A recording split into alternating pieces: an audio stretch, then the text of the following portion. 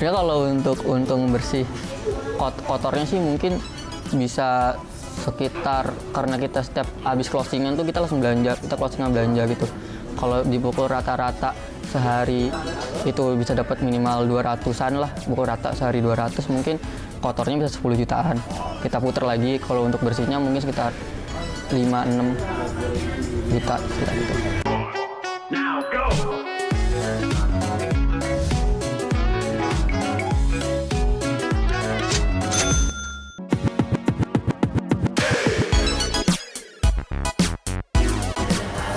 Karena sebenarnya kan kita ngedirin ini basicnya kan anak-anak yang nggak bisa masak dan mau ngedirin tempat nongkrong yang sekiranya nggak terlalu butuh skill masak yang terlalu mumpuni banget, jadi kita putusin untuk milih angkringan karena kan emang kita kalau ngumpul tuh setiap tahun nih awal tahun baru kita selalu bakar-bakar, jadi kayak udah ada kalian dibakar-bakar dan untuk minumannya pun nggak terlalu ribet.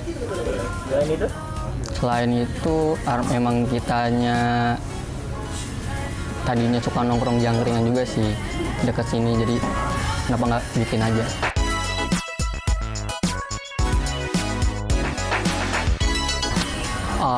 Untuk awal berdirinya kita ada 5 orang, itu ada gue sendiri, Hafiz, ada temen gue Lutfi, Somad, ada Ilham, ada Iski. Cuman ada si Iski ini dia kendala kuliah, kerja, dan nggak punya waktu di sini, akhirnya dia belum lama ini keluar dari sini.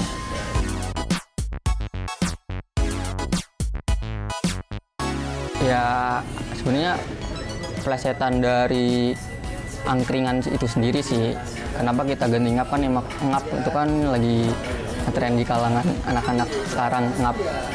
Kenapa kita pilih jadi angkringap tuh karena kita yang ngebukanya kan abang-abang semua, jadi yaudah angkringap aja. Iya, kayak yaudah angkringap aja.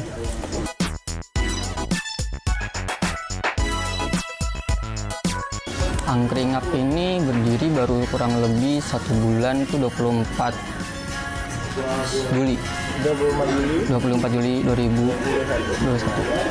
di Jalan Harmonis, Komplek IPB 1, Jalan Raya Loji, Gunung Batu.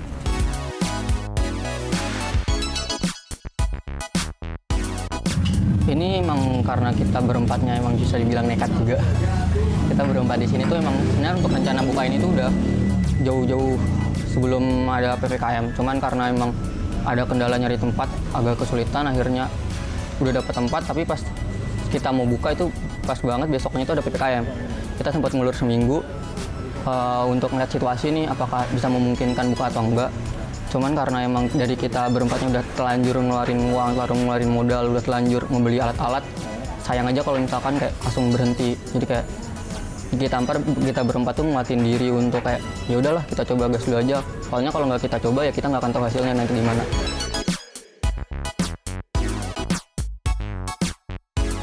Kalau dibilang susahnya tuh yang pertama dari peraturan dari pemerintah sendiri, itu bener-bener ngebatasin kita, apalagi yang kayak makan 20 menit, jam malam dibatasin, itu bener-bener kita muter otak sampai kita bukanya tuh sore. Yang seharusnya kita buka habis maghrib, kita buka tuh sebelum asar. Kita udah mulai siap-siap untuk buka. Terus kalau cuaca, kita juga mempengaruhi. Kalau hujan tuh di sini jarang lah orang yang mau datang. Soalnya kan hujan-hujan tuh, kini tempatnya kan agak masuk ke dalam komplek gitu. Jadi nggak di pinggir jalan, jadi jarang orang masuk ke sini sih kalau misalkan lagi hujan. Sebenarnya sih kalau dibilang mudah enggak, itu relatif sih. Setiap orang beda-beda untuk bilang mudah apa susahnya. Cuman kalau untuk kita yang tadinya nganggap ini semua susah, ternyata pas kita lakuin, kita nyoba terjun, kita mencoba benar-benar all out di sini, yang tadinya kita pikir susah ternyata ya nggak sesulit yang dibayangkan. Kalau dibilang gampang susah sih gampang-gampang susah. Ada gampangnya, susahnya, bahkan kita baru tahu susahnya setelah kita nyemplung. Kayak ternyata bisa aja seharian nggak ada pembeli, misal kayak pinter-pinternya kita muter otak gimana caranya orang yang udah beli ke sini datang lagi. Itu kita benar-benar ngebedah itu semua, dan kebetulan kan gue pribadi kuliah di advertising, kayak gue menerapkan ilmu yang udah gue pelajarin di kampus, gimana caranya meng-advertising tempat ini supaya bisa brandingnya bagus.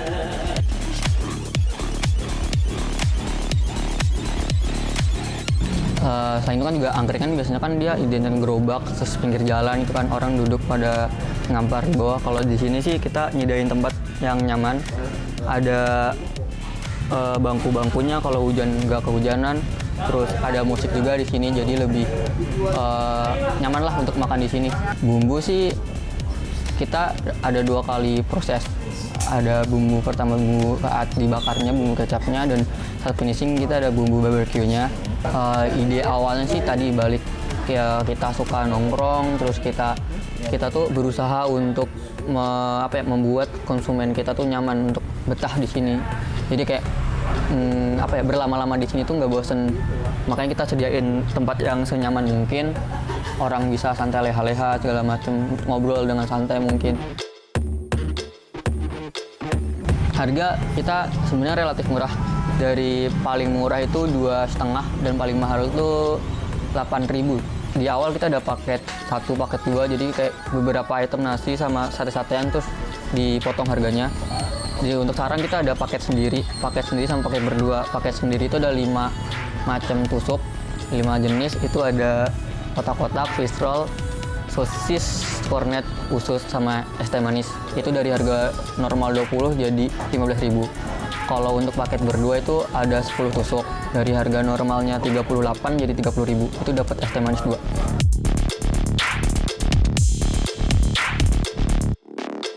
Kalau modal sih kurang lebih itu 10 juta. Itu belum termasuk sama ada peralatan. Soalnya di sini ada peralatan milik pribadi juga. Ada yang sebelumnya emang udah buka usaha juga, jadi kita bawa lagi. Jadi itu kurang lebih 10 itu masih kotornya sih. Yang kita terhitung ya, di luar itunya karena kita cukup lama waktu untuk membukanya, jadi kayak ada beberapa yang nambrak uang tapi nggak kelis, misalkan nggak ke data.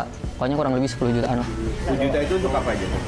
Untuk semacam peralatan bangku, kulkas, bakarannya, terus untuk sewa tempat juga, dan untuk sate-satean, stok makanan dan minumannya.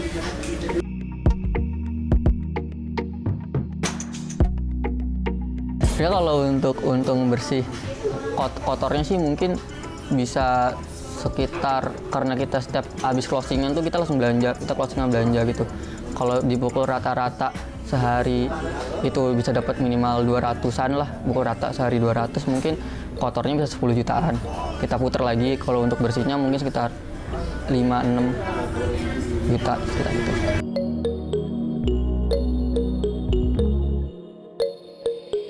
Kalau untuk menarik sih kita pastinya main di media sosial. Kita punya Instagram, terus di Instagram pribadi kita berempat, kita promosiin, kita ngadain promo yang mulai dari gratis minum, terus diskon, ada menu paket juga. Di situ sih kita benar-benar berusaha untuk nge-guide orang di circle terdekat dulu lah.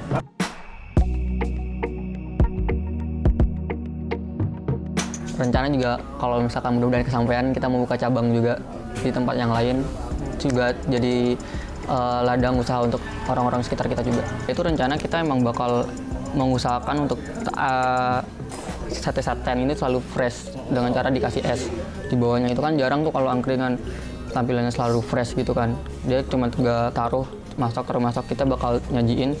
Nanti juga ke depan kita bakal nambah kayak menu ikan, cumi juga gitu. Soalnya jarang juga angkringan yang ngejual ikan seafood gitu semua. Karena kebetulan juga ada channel untuk makanan-makanan seafood, nanti ke depannya kita bakal ngejual seafood juga. Terus untuk ke depan juga rencana sih kita mau nge-hire 1-2 orang untuk kalau misalkan kita udah bener-bener sibuk, kita akan nge-hire orang.